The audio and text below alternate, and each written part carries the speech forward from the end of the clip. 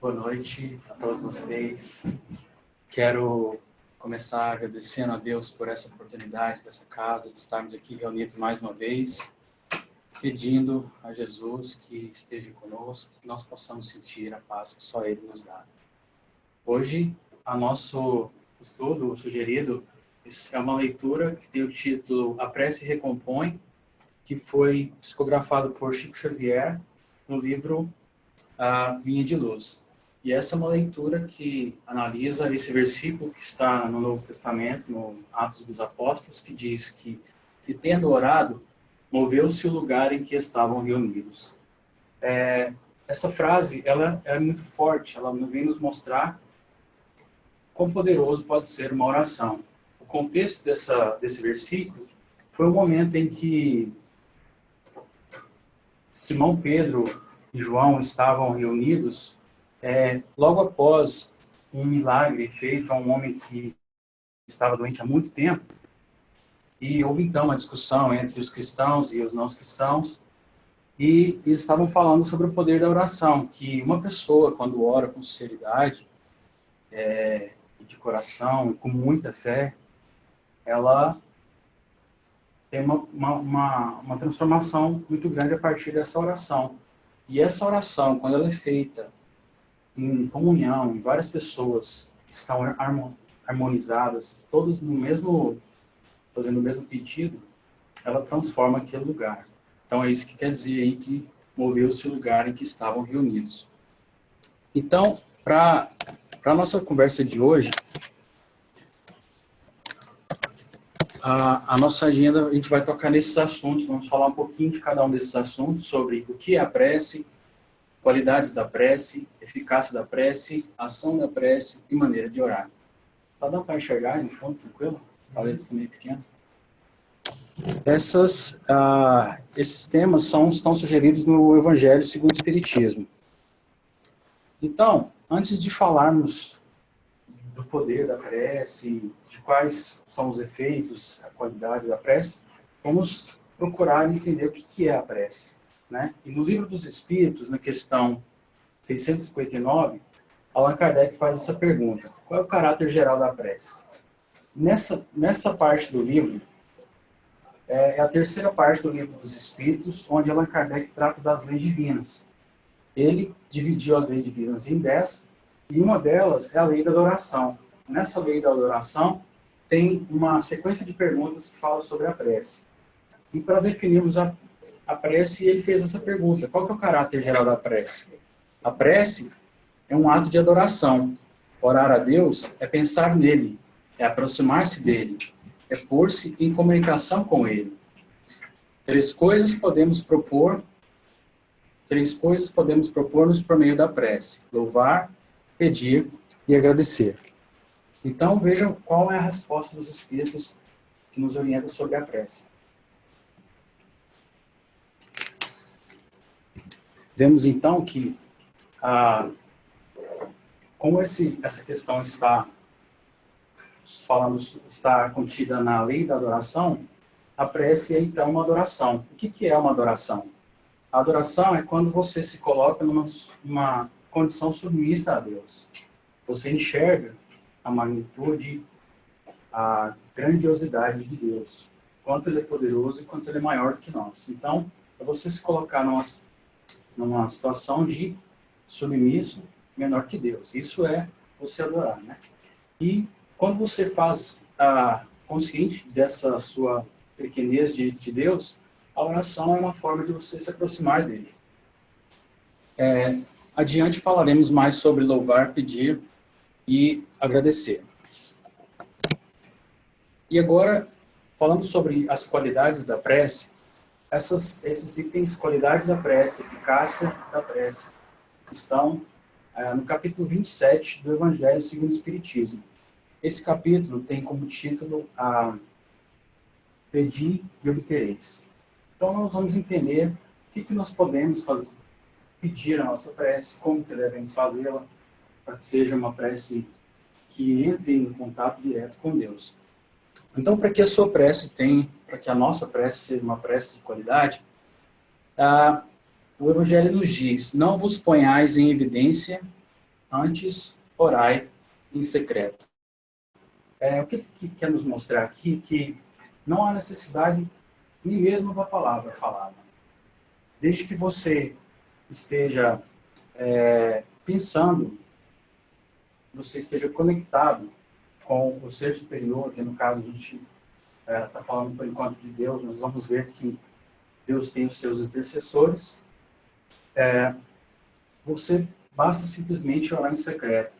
Não há necessidade de falar alto, de aparecer diante de outras pessoas, de mostrar que você tem um conhecimento intelectual da palavra, seja qual for a Bíblia ou até mesmo a purificação.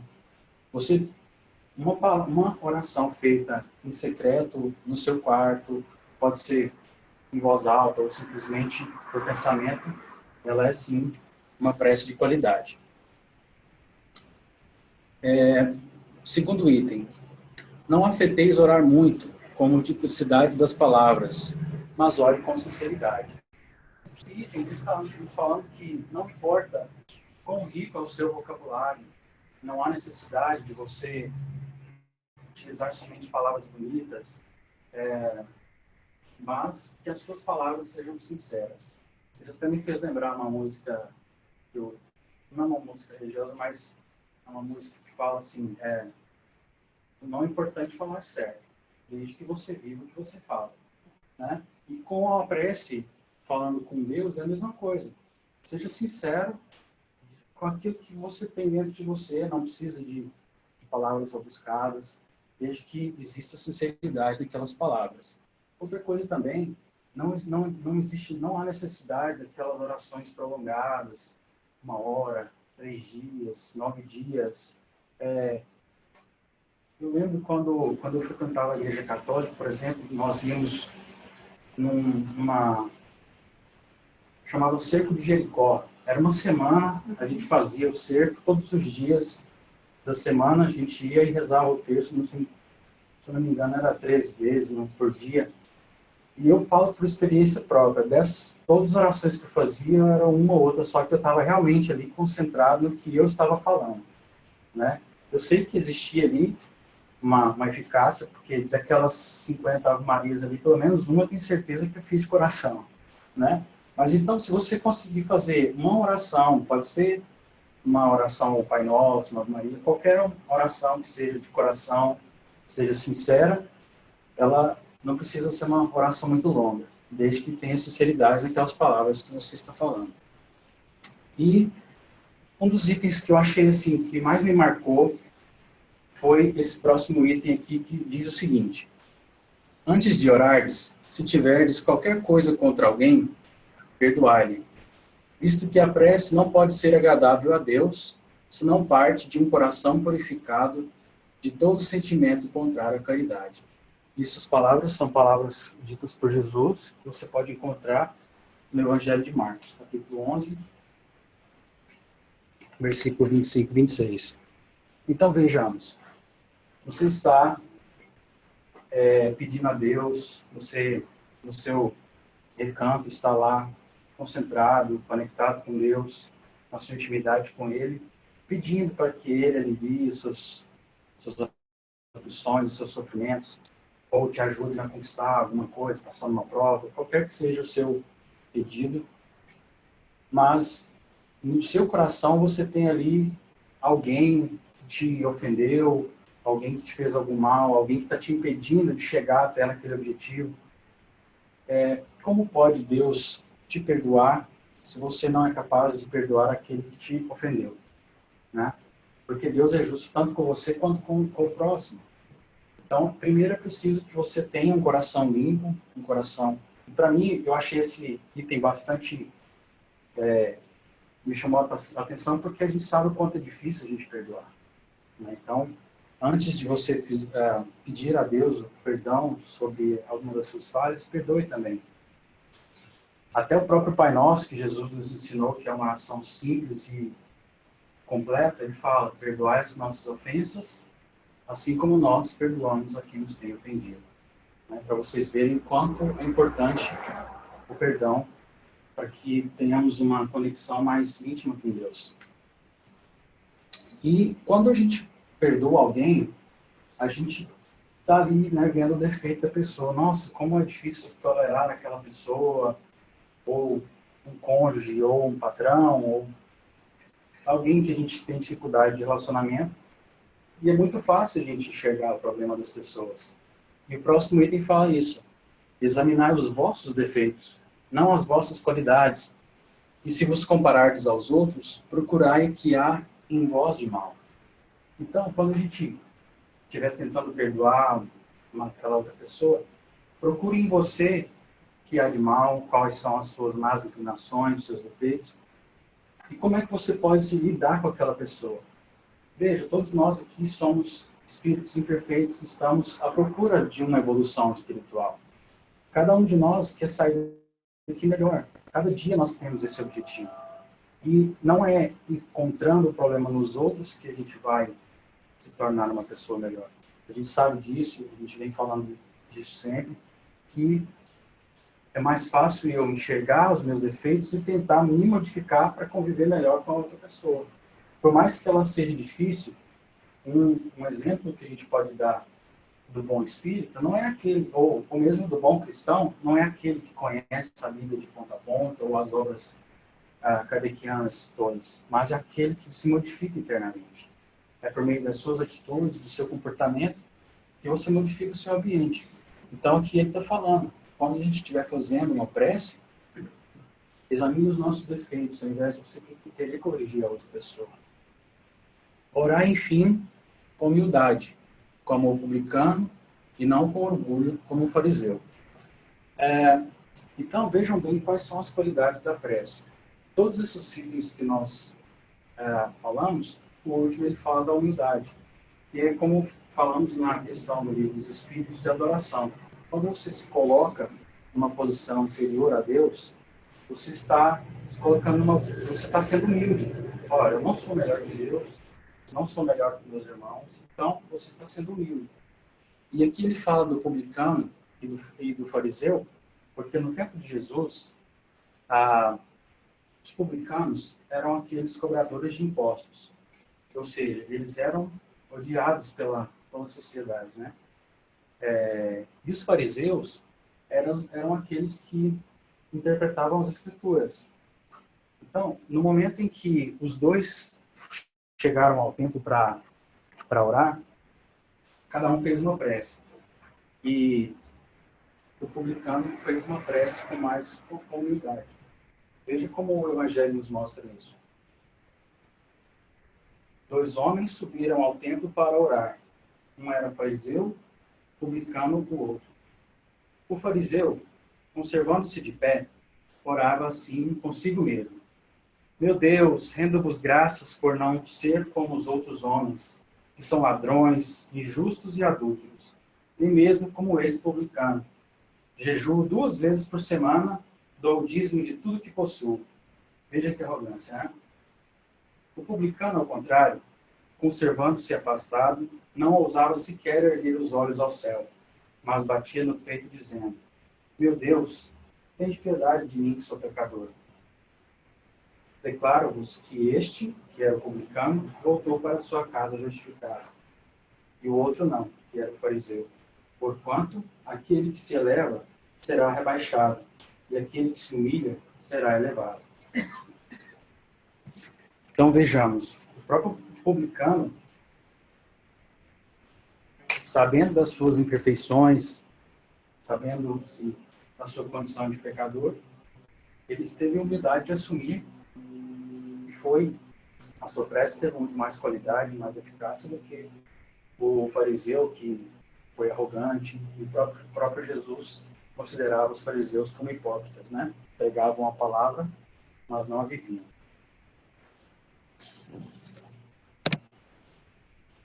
Então, vimos já como o que é a prece, que é aquela comunicação com Deus. Vimos como fazer uma prece com qualidade.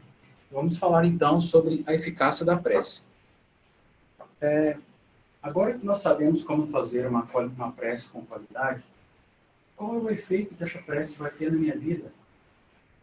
Por exemplo, essa O Evangelho traz, na época de Allan Kardec, aqueles que eram opositores a obra cristã, eles perguntavam a Kardec: se Deus conhece todas as nossas necessidades, por que eu devo orar? Se não são as leis divinas imutáveis? Então vejamos, como a gente disse no início, antes mesmo de a gente emitir qualquer palavra numa prece, Deus já sabe dos nossos pensamentos, das nossas intenções. Então por que eu devo orar? Se Deus é perfeito e as suas leis também são perfeitas, então elas são imutáveis, não tem condições de mudar. Então, o que a minha prece vai modificar isso?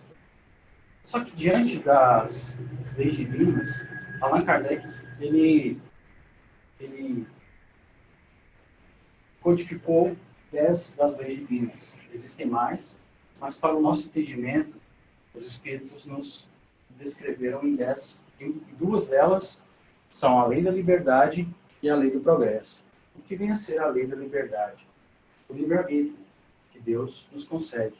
Caso nós não tivéssemos o livre-arbítrio, imagina, qual o motivo de nós termos a razão e a inteligência? Por que Deus, então, nos daria a razão e a inteligência e a liberdade de escolha?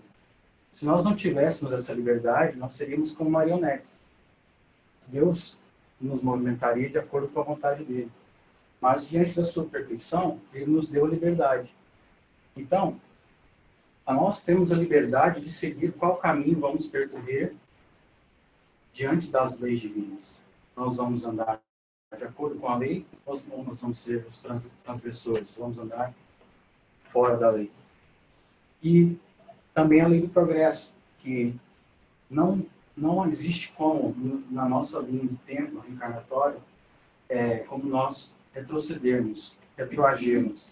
Sempre, ou a gente está estagnado, ou a gente está aprendendo alguma coisa. É como um aluno que se matriculou na escola. Ele pode reprovar 5 vezes na mesma série, mas ele não volta para uma série anterior. Pode acontecer ele mudar de escola. Né? No nosso caso, a mesma coisa. Então, a oração, ela não pode modificar as leis divinas, mas ela pode modificar as nossas atitudes diante das leis divinas. Então, se nós temos lá a lei de amor, justiça e caridade, por exemplo, se nós, com a nossa prece, a nossa consciência, a nossa intimidade com Deus, pedirmos a Ele capacidade para andar de acordo com as suas leis, nós possivelmente seremos capazes de andar de acordo com a lei de amor, justiça e caridade. Amando ao próximo, mesmo ele sendo imperfeito, porque no final também sou imperfeito. Agindo com justiça sempre. Não é porque todo mundo é injusto que eu devo ser, que vai contra uma lei divina. Né? E praticar a caridade sempre, amando sempre ao próximo como a si mesmo. Por isso escrevi que o sucesso não é uma fatalidade. Acreditem vocês ou não, todos nós escolhemos nascer aqui onde estamos, na família que nós estamos, no país que estamos, na condição financeira que nós estamos. Essa preparação foi feita antes da nossa encarnação, no plano espiritual, exceto nos casos de encarnações obrigatórias, que já é um caso à parte. Isso quer dizer o quê? Que fomos nós que escolhemos essa vida. Todas as provações pelas quais nós passamos, fomos nós que escolhemos. Só que existem 2 tipos de provações. Essas que eu estou falando, que nós escolhemos antes de encarnarmos, e aquelas dificuldades que nós passamos por causa dos nossos atos nessa mesma vida. Então vejam bem, por que o sucesso não é uma fatalidade? Existem 2 vagas para um concurso para 40 mil candidatos. Todos querem passar, obviamente. Qual vocês acham que deve passar? O que comprou a vaga? Ou o que estudou mais? Né? Essa semana, a Polícia Federal em Goiás prendeu uma quadrilha que vendia vagas para comprar para curso de medicina, se eu não me engano. E aí achei isso um absurdo, que o cara está no telefone conversando com a menina que comprou a vaga, explicando todas as instruções para ela. Olha, faz desse jeito, que se Deus quiser vai dar certo. Vocês acham, gente, que Deus vai estar envolvido numa injustiça dessas? Né? Então, é a mesma coisa a convicção, né? As pessoas chegam lá no concurso, nossa, essa vaga é minha. Aí, todos os 40 mil candidatos ali estão rezando antes da prova. Oh, Deus, me ajuda. Deus vai ajudar aquele que orar mais? Não, ele vai ajudar os 40 mil. E aquele que estudou mais, que for mais merecedor, é quem vai conquistar a prova. Se o concurso for honesto, tiver todo um processo honesto, né? Então, vejamos que as nossas escolhas é que vão definir os caminhos que nós vamos percorrer. Se você está passando por várias dificuldades na sua vida, muitas delas podem ser consequência das suas próprias escolhas. Então, e vamos imaginar um gráfico, onde o eixo vertical são as provações dadas por Deus e a horizontal são os problemas criados por nós mesmos. A linha que nós queremos traçar é a linha da felicidade. Nós queremos ser felizes. Aqueles problemas que Deus vai nos dar, esses a gente não tem como correr deles. Porque eles servem de lição para nós. Eles são aprendizado nessa nossa trajetória para a felicidade. Só que se eu estiver causando muito problema, se eu estiver andando fora das leis divinas, eu vou estar andando aqui mais próximo dos problemas que eu mesmo criei. Então, além daqueles que eu já tenho a obrigação de aprender por eles, tem aqueles que eu estou criando. Por isso é importante nós conhecermos bem as leis divinas, nos conhecermos muito bem, para evitarmos sairmos dessa trajetória que Deus traçou para nós. Enquanto, mesmo quando vier as adversidades que Ele nos coloca, através da prece, a gente pedir a Ele: Deus, me ajuda a ultrapassar esse problema. Né? Porque o problema ele tem que existir, não tem jeito. Ele é um aprendizado. Então, o que você tem que pedir? Me ajuda a passar por esse problema. Falaremos mais sobre isso a seguir. E também, essa última frase: o atraso no ponteiro do relógio não anula a lei do movimento. É só para provar para vocês que a minha vontade não vai modificar a lei de Deus. Entendeu? Ele vai modificar a minha atitude diante da lei de Deus. Não é porque eu voltei o meu relógio 2 horas que o tempo parou e voltou tudo porque eu atrasei meu relógio. Entendeu? A lei de Deus, ela não muda, porque eu quero que mude. Ainda falando sobre a eficácia da prece, no Evangelho de Marcos diz o seguinte: seja o que for que peçais na prece, crede que o obtereis e concedido vos será o que pedires. É a frase que dá título a esse capítulo do Evangelho. Pedi e obtereis. Só que a gente tem que saber pedir. Né? Então, suponhamos que eu estou lá no meu quarto, reconheço a grandiosidade de Deus, louvo a Ele, agradeço por tudo, pela minha vida, pela saúde que tenho, pela minha família. Aí, na hora de pedir, eu peço: ô Pai, o Senhor sabe das minhas dificuldades, me ajuda a ganhar na loteria. Prometo que eu vou repartir metade desse prêmio com as entidades carentes. Será que eu vou ganhar porque eu pedi? Eu acho que o que a gente tem que fazer é saber pedir.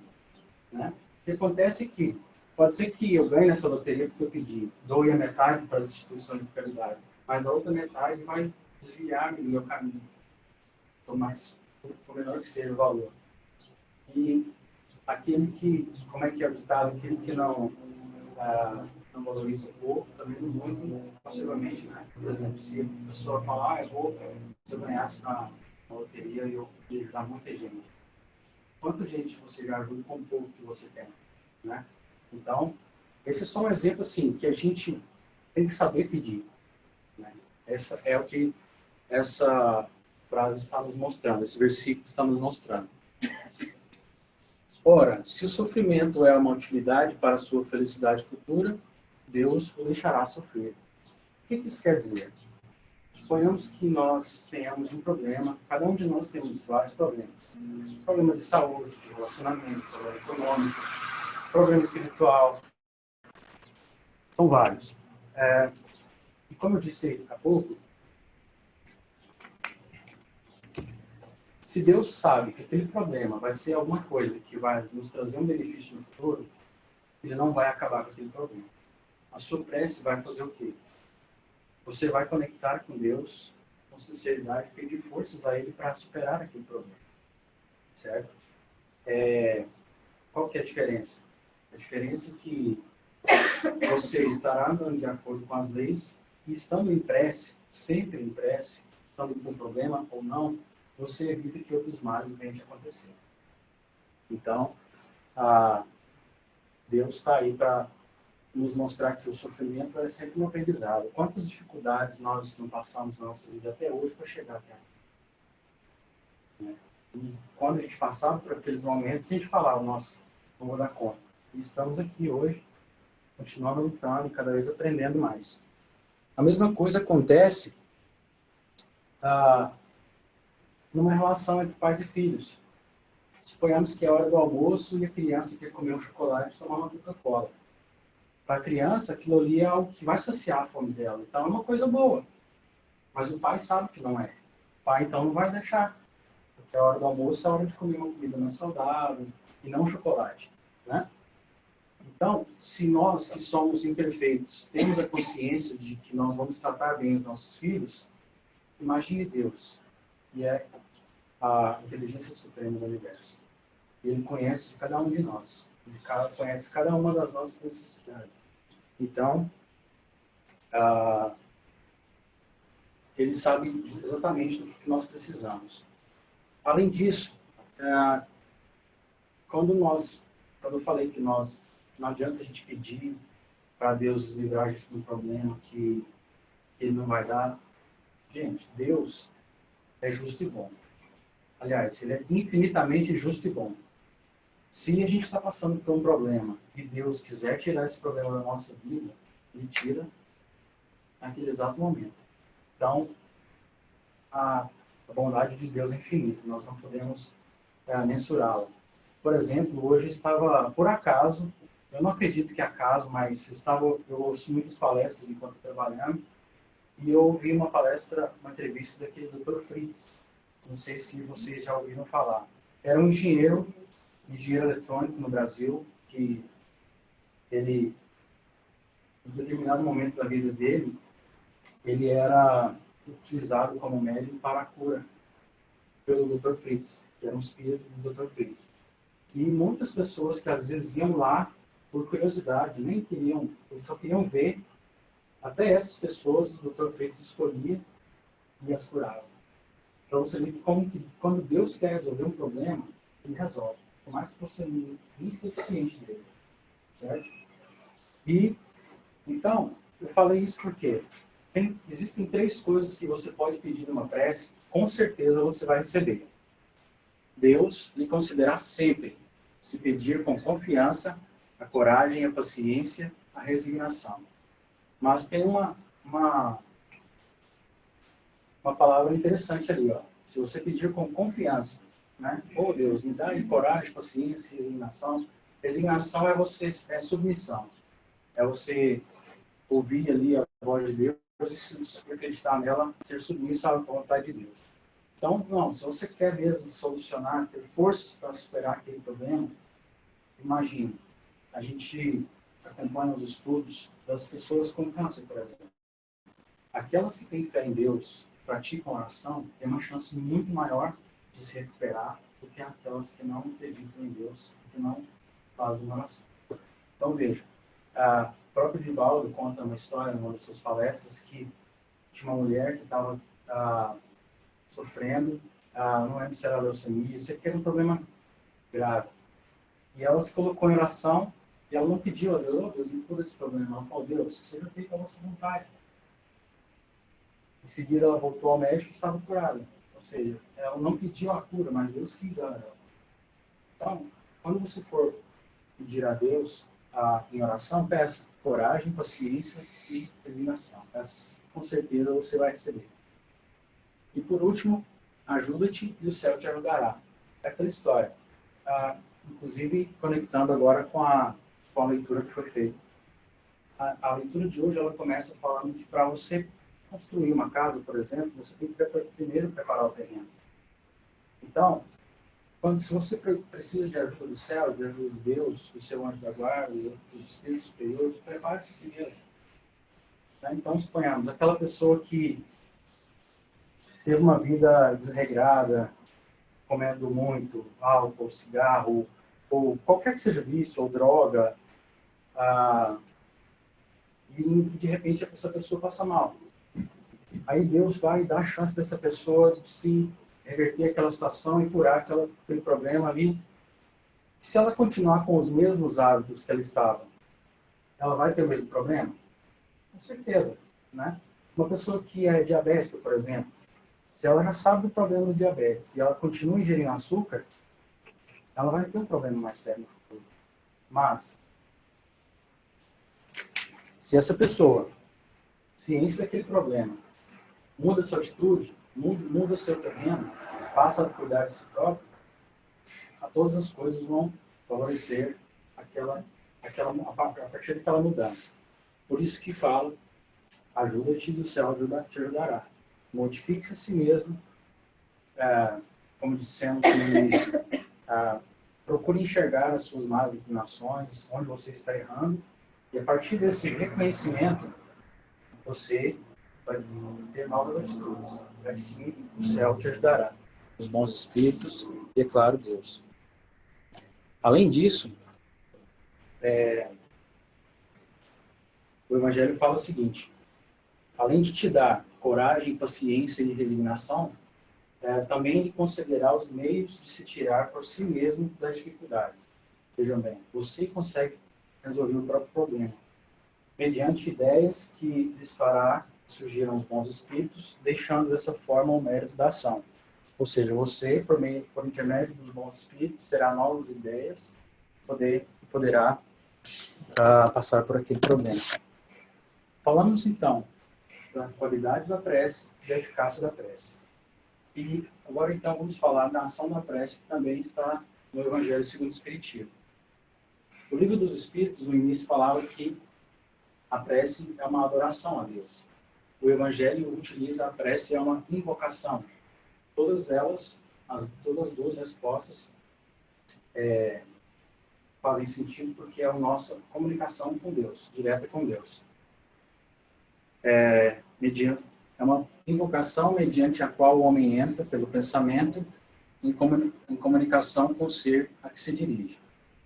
As preces feitas a Deus escutam-nas os espíritos incumbidos da execução de suas vontades. As que se dirigem aos bons espíritos são reportadas a Deus. Então, esses dois itens vêm nos dizer o seguinte: quando a gente trabalha em uma companhia muito grande, e a gente tem um problema, o que a gente vai falar? Com o nosso supervisor. Não há necessidade de falar com o CEO. O CEO tem os funcionários que ele sabe que são capazes de resolver os problemas menores. Entretanto, todos os problemas que você fala com o seu supervisor, o senhor está ciente do problema. No caso dos nossos problemas, são a mesma coisa. Deus tem os seus intercessores, que são os espíritos superiores que têm capacidade de nos ajudar. Então, eles são muito superiores a nós, eles sabem do que nós precisamos. E por isso você pode orar pelo seu anjo da guarda, ou muitos dos nossos irmãos católicos oram pelos santos, e nós chamamos esses espíritos de espíritos superiores. Pela prece, o homem obtém o concurso dos bons espíritos que acorrem a sustentá-lo em suas boas resoluções e aspirar-lhe ideias santas. Então, os bons espíritos vão nos ajudar dessa forma, nos protegendo e dando-nos boas ideias. O tempo está curto. Aqui, esse primeiro item diz o seguinte: dirigido, pois, o pensamento para um ser qualquer, na terra ou no espaço, de encarnado para desencarnado ou vice-versa, uma corrente fluídica se estabelece entre um e outro. A energia corrente guarda proporção com a do pensamento e da vontade. Então, isso aqui está querendo nos mostrar o seguinte: nós conseguimos medir hoje Aqui, vou ler mais essa parte aqui. O Espiritismo torna compreensível a ação da prece, explicando a transmissão do pensamento. O fluido universal recebe a vontade da impulsão. Ele é o veículo do pensamento, como o ar é do som. Nós temos capacidade tecnológica de medir as ondas sonoras. Nós sabemos, por exemplo, da existência do Wi-Fi, mesmo que a gente não possa ver. A transmissão do pensamento ocorre da mesma forma através do fluido universal, que é todo o fluido que Deus utilizou para a criação do universo. Existe uma trindade que é Deus, fluido universal e os espíritos. Nós, espíritos, fomos criados por Deus e necessitamos do fluido universal para podermos evoluir. É um tema que exige mais tempo, mas o nosso pensamento ele é transmitido através desse fluido.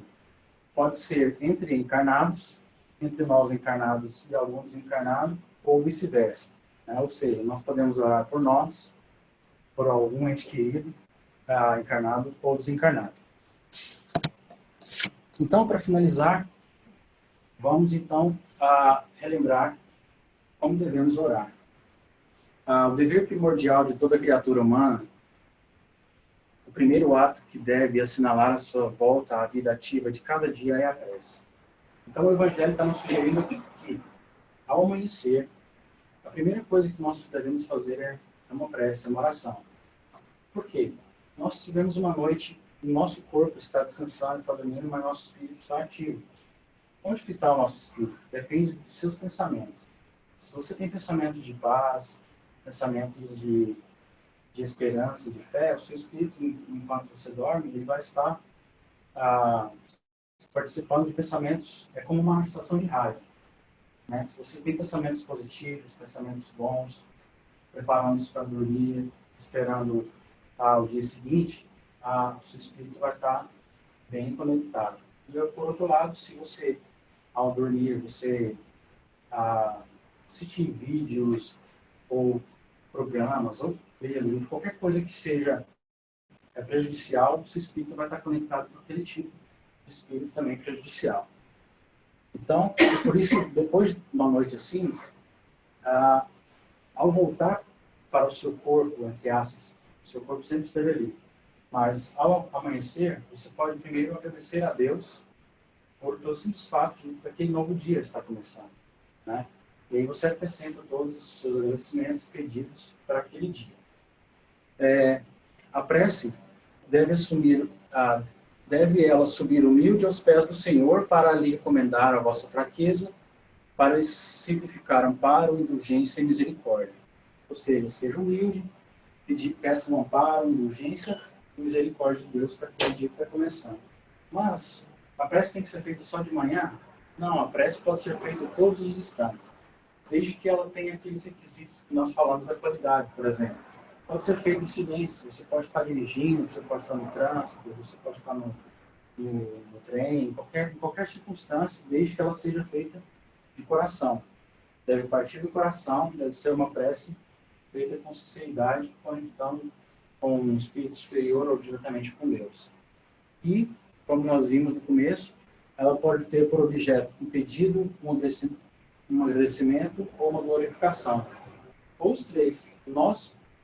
Eu falo por mim, tenho muito costume de pedir, né? Porque a gente está sempre com dificuldade e a gente tem essa mania de pedir.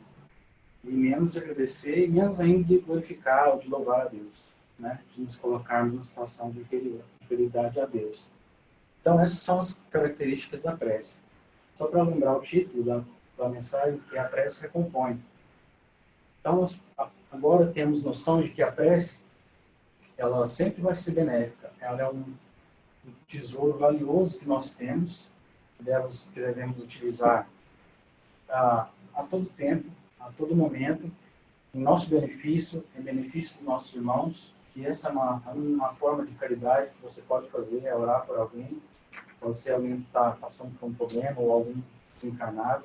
Se nós que somos vivos aqui gostamos de ser lembrados por alguém querido, imagine, quando alguém está desencarnado é a mesma coisa. Você vai beneficiar esse desencarnado e ele vai, então, procurar direcionar-se para onde ele necessita aprender alguma coisa.